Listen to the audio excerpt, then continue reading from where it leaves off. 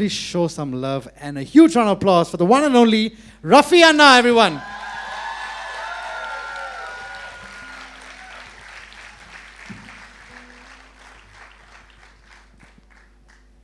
Anna, don't scold me, huh?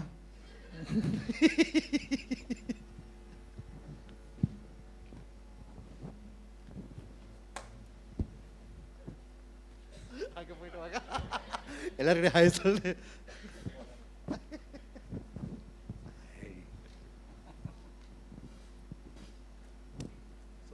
Pravin, oh man.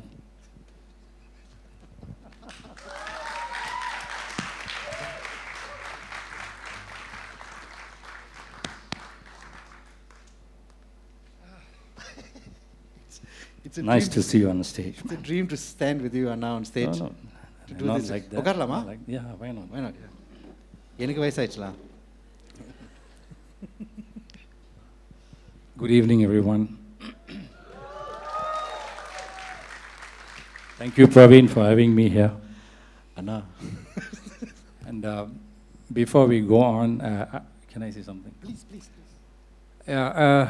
Pravin's story did not start with Pravin.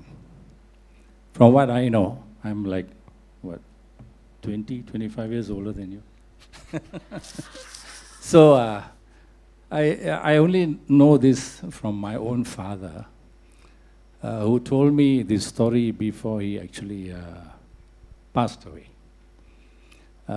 My father and I, we had a very difficult relationship because he was a very kind man, great musician, fantastic ears he had.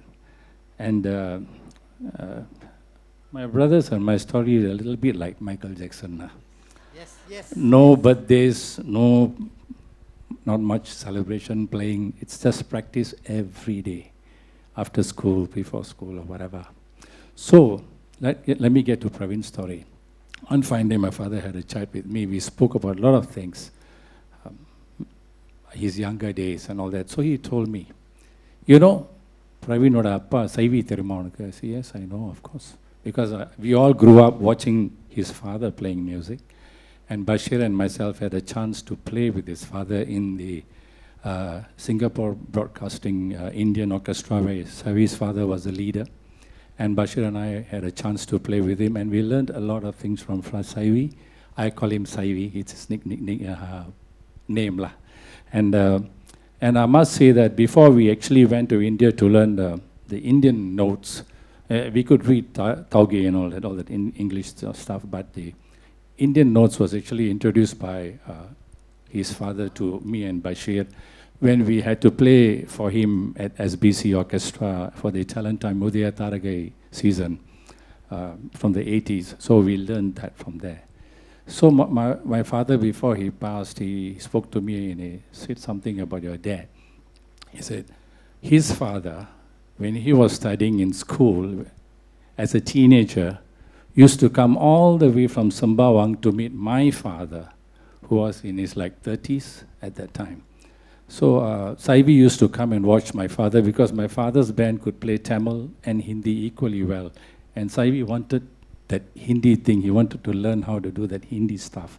But they were damn good at doing Tamil. They're all teenagers. Huh? I'm talking about Saivi in school, 14 years old, 15 years old.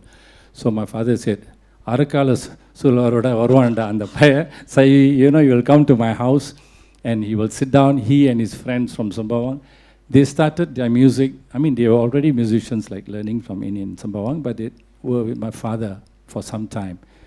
So that was Saivi's and my father's story. After some time, it was Bashir and me with Saivi in 1981, 82, 83. After that, it was Pravin Saivi with us, with Noor, and Bashir and Noor.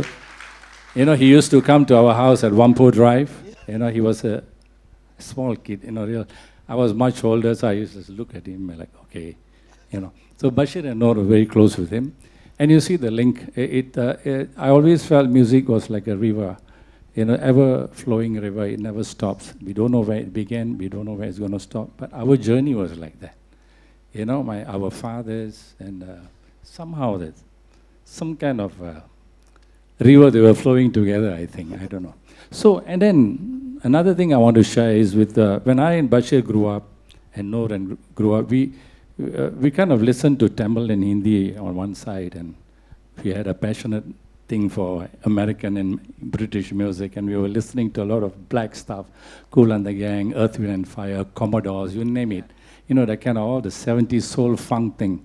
And we were crazy. Every Tamil song we played, we changed it. Every summer we had a hard time in SBC and Kalichalam and all these guys, because they said, why can't you just play the song as it is? And we were we could do that. You know, I can show you, I can play the original, but we don't want that because we're so influenced by this black and Bee Gees and all kind of Michael Jackson and all stuff. We couldn't play a song like if felt very constricted doing things. This fellow is the same. He became like us, you know. And whenever I saw Pravin later in life, and I thought, I used to tell my wife, Mahesh, I said, the only other guy who is actually doing what we were doing is Pravin. If there's another guy who's going to funk up things in Singapore, Tamil song, fusion, jazz, name it, I was doing it, and when I'm not there, it was Pravin. And Pravin did that with my brothers and Noor and all that. So I'm very happy to see him doing what he is doing. And I was in India earlier, but I was doing some other thing. But Pravin had that opportunity to go to Vijay TV, and he did what we wanted to do. And he had the time, he had the opportunity, and the space was that for him, and he did what he did. And like the lady singer said from India, he proved himself, and that is very good. Right? I want to share with you all one more thing. It is true, okay? A lot of you know, we don't know our backstories. Way before Raman actually played the way he played, he had a great influence through one guy in India. He's none other than my brother, actually. Yes. It was Bashir who went to India in 1982, 84 to play with Gangemaran and Raja and Shankar Ganesh. It was Bashir who formed his jazz band called The Myth, where Raman's arranger, Pravin Mani, if you know him, he was a bass guitarist for my brother. And my brother brought things like Yellow Jackets, I don't know this stuff, and Yellow Jackets and Chick Corea.